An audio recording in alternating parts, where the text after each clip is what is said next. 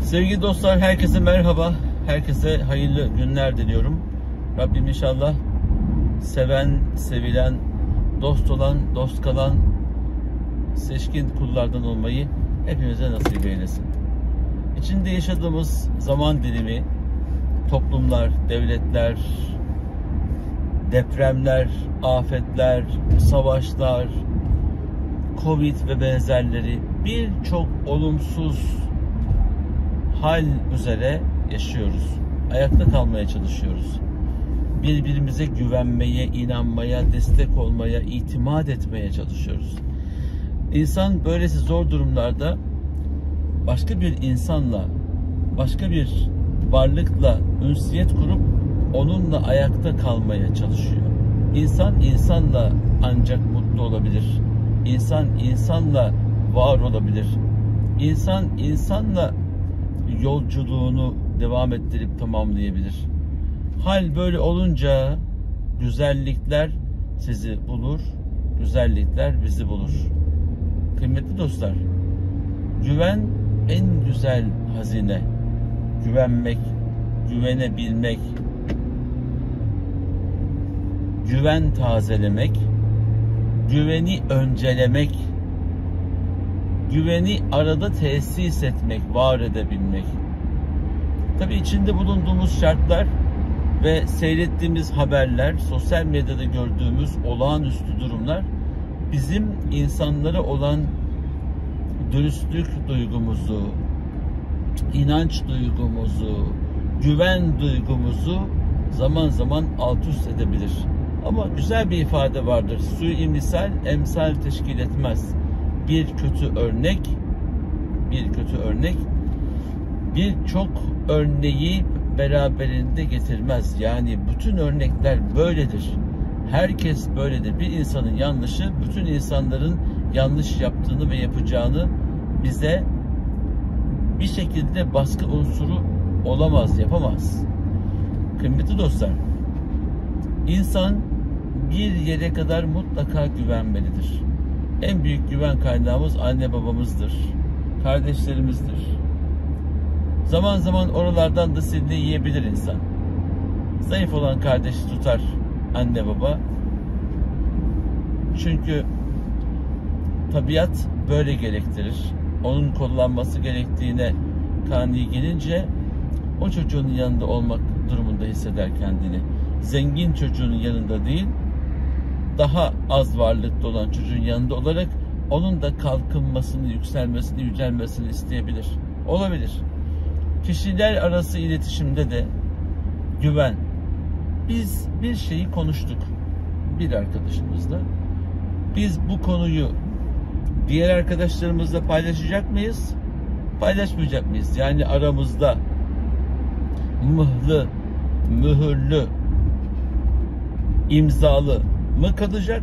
Yoksa diğer dostlarla, arkadaşlarla bunu paylaşacak mıyız dediğimizde bunun cevabı olarak aramızda kalacak.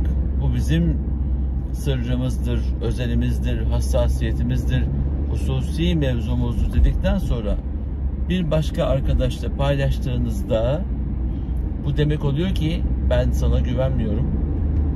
Ben seninle bu hayatın içinde hiçbir şekilde bir araya gelmiyorum demektir. Gelmek de istemiyorum demektir. Hem söz verip hem de ben bunu diğer arkadaşlarla paylaşırım ama hiçbir şey yokmuş gibi seninle de sohbet etmeye devam ederim. Böyle bir dünya yok. Bu hareketi yaptığında yaptığının bedeline ömür boyu katlanırsın. İlişkiler çok hassastır. Güvene dayalıdır. Ama güven sarsıcı hareketleri yapıp bir de hiçbir şey olmamış gibi davranan modeller var aramızda. Hayatımızda. Yani en yakın arkadaşlarımızdan en uzak halkaya kadar.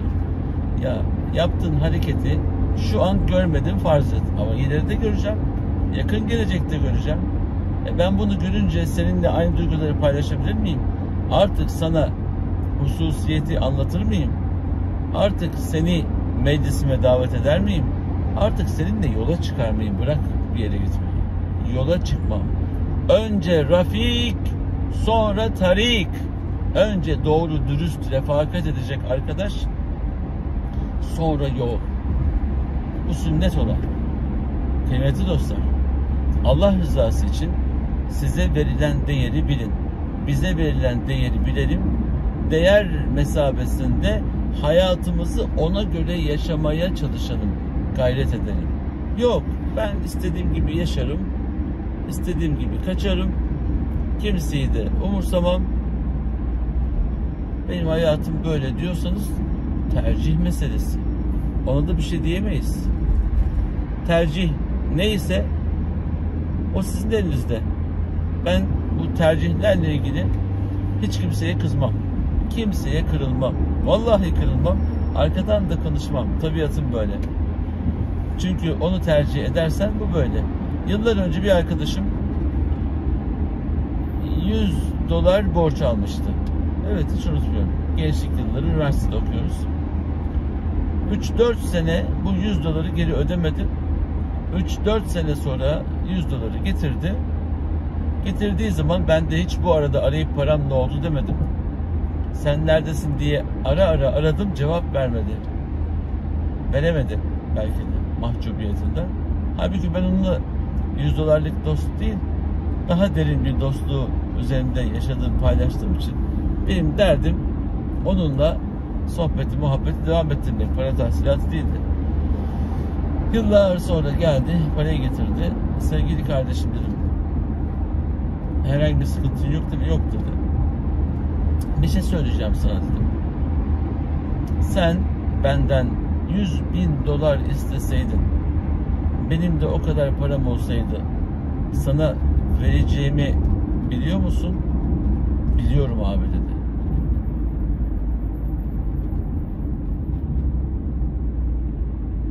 Ondan sonra dedim ki, güzel kardeşim, bendeki kredinin $100 olduğunu bana öğrettiğin için çok teşekkür ediyorum.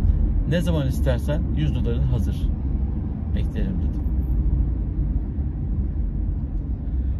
Ben böyle bir sözü hiç duymak istemezdim.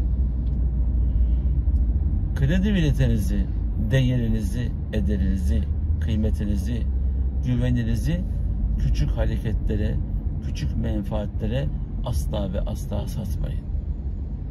Başkasında bir şeyi beğendiğinizde onu almak için uyanıklık yapmayın.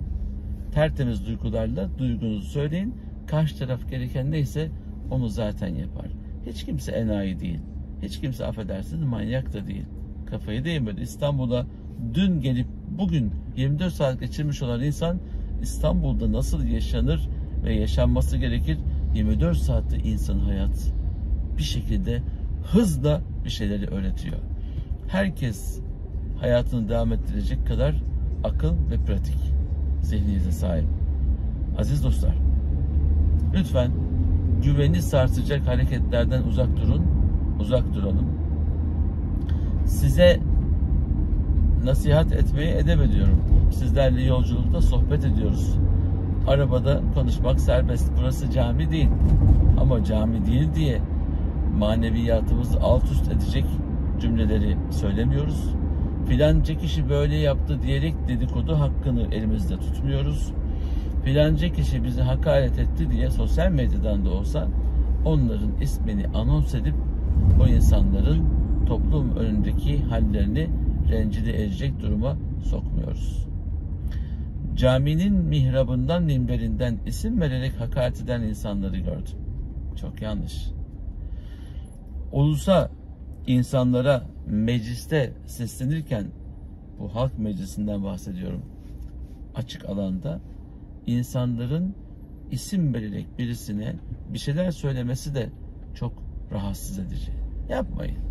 Toplumun içerisinde bir dinamit, bir bombada siz koymayın. Koymayalım. Yani bu toplumda beraber yaşıyoruz. Bugün kızdığımız şey yarın güldüğümüz şey olabilir. Bugün kavga ettiğimiz insan yarın can dostumuz olabilir. Vallahi düşersiniz eline. Billahi düşersiniz. Onun için En zor anınızda bile en yakışıksız ifadeleri kullanmayın ki tekrar yüz yüze geldiğinizde mahcup olmayasınız. Aziz dostlar, bugün güvenin etrafındaki halleri, itimat kontrole mani değildir. Vardır itimadınız ama kontrol edebilirsiniz. Fakat kontrolün haddini aşıp murakabeye ve müfettişliğe, teftişe soyunarak bunu yapmaya kalkarsanız karşıdaki insan size vereceğini vermez. Hele bir kızı araştırıyorsanız birkaç yere değil de 100 tane yere sorar. Herkesin dilinde senin kızını bize sordular lafını duyarsa aile asla size kızınızı vermez. İnanmıyoruz, bir daha soruyoruz. İnanmıyoruz, bir daha soruyoruz. Yapmayın. Herkesin bir itibarı var. Kimsenin itibarıyla oynamaya hiç kimsenin hakkı yok. Ama dengesiz, umur görmemiş, yani hayatın içindeki işleri görmemiş, emir komuta zincirini görmemiş, devlet sistemini, millet sistemini görmemiş insanlar bu hareketleri maalesef yapıyorlar, yapabilirler. Onun için istirhamım, güveni tazeleyecek hareketler yapın.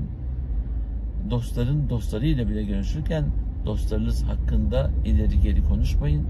Yarın mecliste, aynı meclise gelirsiniz. O aleyhte konuştuğunuz insanın aleyhine konuştuğunuz ifadeler masaya yatırılır, mahcup olursunuz. Arkasından çok konuşulan bir kardeşiniz olarak söylüyorum. Çok acı tablolar yaşadı bazı arkadaşlar. Biz sustuk.